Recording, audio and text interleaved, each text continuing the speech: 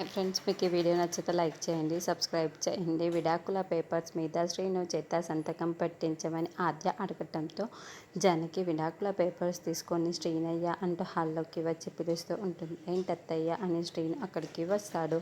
ఆద్య విడాకుల పేపర్స్ ఇచ్చింది, వీటి మీద సంతకం చేయు శ్రీను అని జానకి చెప్తూ ఉంటుంది. చేసే శ్రీను చేసే అని పద్మ చాలా సంతోషంగా చెబుతూ ఉంటుంది. నేను చెయ్యనత్తయ్య అని శ్రీను అంటాడు.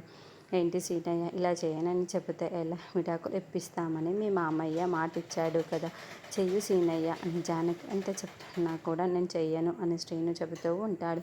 అన్నయ్య మీరైనా చెప్పండి అన్నయ్య అని జానకి అంటుంది. చూడమ్మా, నన్ను చేతగాని వాడిని అనుకున్నా కూడా పర్వాలేదు, కానీ నేనైతే ఈ విషయంలో సంతకం చేయమని వాడిని చెప్పలేనమ్మా, చెప్పలేను, నన్ను క్షమించమ్మా అని వెంకట్రావు బాధపడుతూ ఉంటాడు.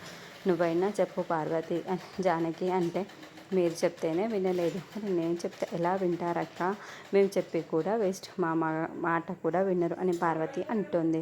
ఎవరు చెప్పినా సీనయ్య చేయనని చెబుతున్నాడు, మరి సీనయ్య చేత సంతకం చేయించే వాళ్ళే లేరా అని నేను ఉన్నాను అంటూ రఘురాం అక్కడికి వస్తాను. ఆ పేపర్స్ పైన సంతకం చేయాల్సిందే.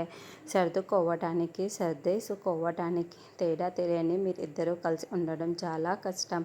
మిమ్మల్ని కలపడం కూడా చాలా కష్టం శ్రీనయ్య. అందుకే నేను చెబుతున్నాను, ముందు సంతకం చేసేసాయి అని రఘురాం అంటాడు. దాంతో శ్రీను బాధపడుతూ కన్నీళ్ళని కారుస్తూ విడాకుల పేపర్స్ పైన సంతకం చేసేస్తూ ఇదంతా చూస్తున్న ఆద్య మౌనంగా చూస్తూ ఉంటుంది. శ్రీను ఆల్రెడీ విడాకుల పేపర్స్ మీద సంతకం కూడా చేసి ఉంటాడు కాబట్టి కోర్టుకు వెళ్తారా? కోర్టులో విడాకులు తీసుకునేటప్పుడైనా కిషోర్ బ్రతికి తిరిగి వస్తాడా?